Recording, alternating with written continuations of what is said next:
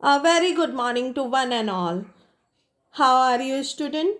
I hope you all are quite well. So today I will explain chapter number 28 Environment Alert. अब ये environment alert क्या है? तो environment का मतलब क्या होता है? वातावरण।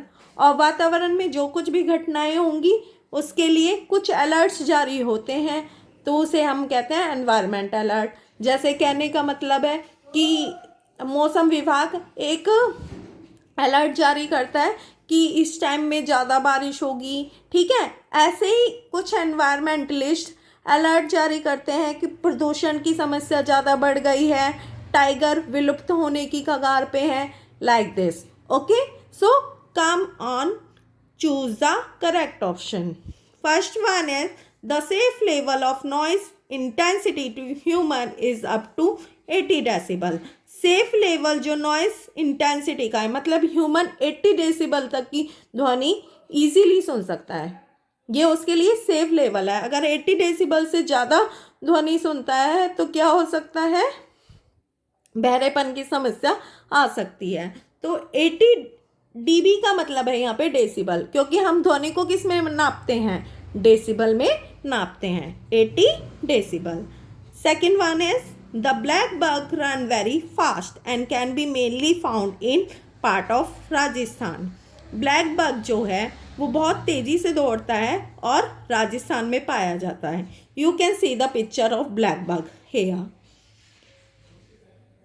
राजस्थान के कुछ पार्ट्स में पाया जाता है। Sadly it is being hunted and face the danger of becoming extinct. ये बहुत दुर्भाग्य की बात है कि इनका बहुत ज़्यादा हंट हुआ, बहुत ज़्यादा शिकार हुआ और अब ये विलुप्त होने की कगार पर है, यानी इनकी संख्या कम हो गई है। अब जब इनकी संख्या बहुत ज़्यादा कम हो जाएगी, यानी ख़त्म ही हो जाएगी, तो फिर ये विलुप्त हो जाएंगे, जैसे हमारे डायनासोर विलुप्त हो चुके हैं। Third one is people who study the environment and take steps to protect and improve it are called environmentalist.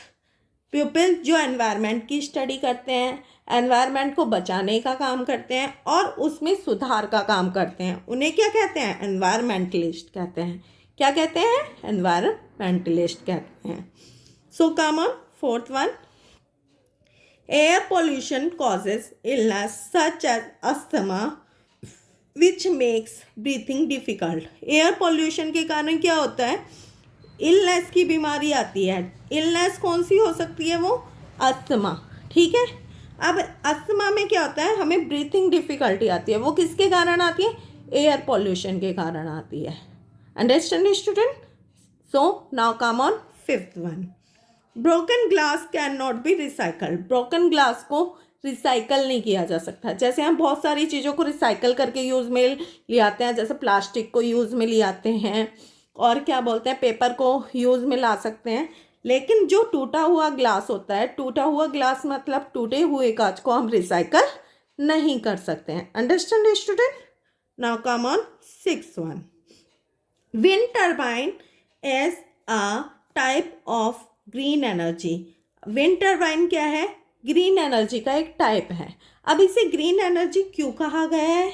क्योंकि इसमें किसी तरीके का कोई पोल्यूशन नहीं होता है, इसलिए इसे बोला जाता है कि ये ग्रीन एनर्जी का एक टाइप है।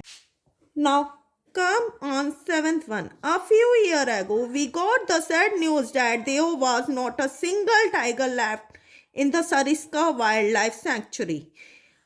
कुछ साल पहले हमें एक सैड न्यूज़ मिली थी कि एक भी tiger Sariska wild life sanctuary में नहीं बचा है। अब सरिस्का वाइल्ड लाइफ सेंचुरी क्या है? तो ये फेमस है टाइगर रिजर्व के लिए, यानी टाइगर रिजर्व होते हैं। और कहाँ पर है, कौन सी स्टेट में है? तो ये राजस्थान स्टेट में है। Now come on eighth one, the pollution that is caused by waste generated in our homes is called domestic pollution.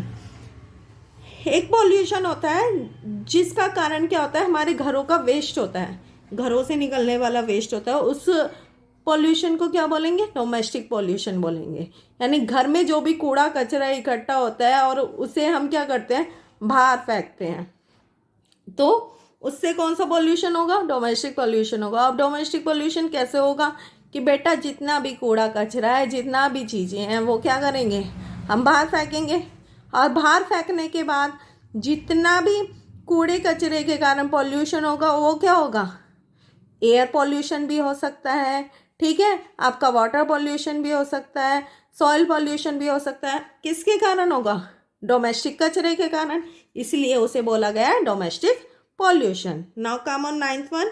The carbon dioxide that is let out into the air is bad for us. Carbon dioxide जो air में होती है, ठीक है, तो वो कैसी होती है? बैड होती है, हमारी हेल्थ के लिए बैड होती है, क्योंकि हम क्या करते हैं? इनहेल करते हैं ऑक्सीजन और कार्बन डाइऑक्साइड छोड़ते हैं। लेकिन हम क्या कर रहे हैं आजकल?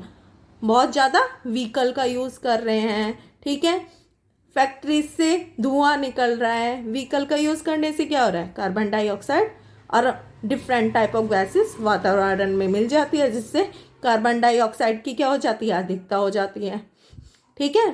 पेड़ों को काटा जा रहा है, कार्बन डाइऑक्साइड ज़्यादा हो जाती है उससे, है ना।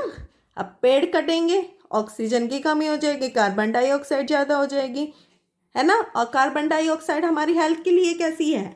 बैड है। Understand? Now come on 10th one. The number of trees, plant and flower in place are collectively called green cover. अब जो बहुत सारे ट्रीज होते हैं, प्लांट्स होते हैं और फ्लावर्स एक ही प्लेस पे इकट्ठे होते हैं, कलेक्टिवली मतलब इकट्ठे होते हैं, उसे क्या बोला जाएगा? ग्रीन कवर बोला जाएगा। Understand? After completing this chapter, some extra question raised in our mind. What is the SI unit of loudness of sound? Sound की SI unit क्या है? तो sound की SI unit है decibel. It means dB. अभी आपने पढ़ा था. Second one is Sariska Wildlife Sanctuary is located in which state? अब सरिस्का वाइल्ड लाइफ सेंचुरी कहाँ पर है? तो बेटा वो राजस्थान स्टेट में है। Understood? Third one is Sariska Wildlife Sanctuary is famous for. Sariska wild life sanctuary किस लिए फेमस है? तो वो टाइगर रिजर्व के लिए फेमस है। Understood student? So do this work in your notebook and learn chapter number 28 from your book. Thank you and have a nice day.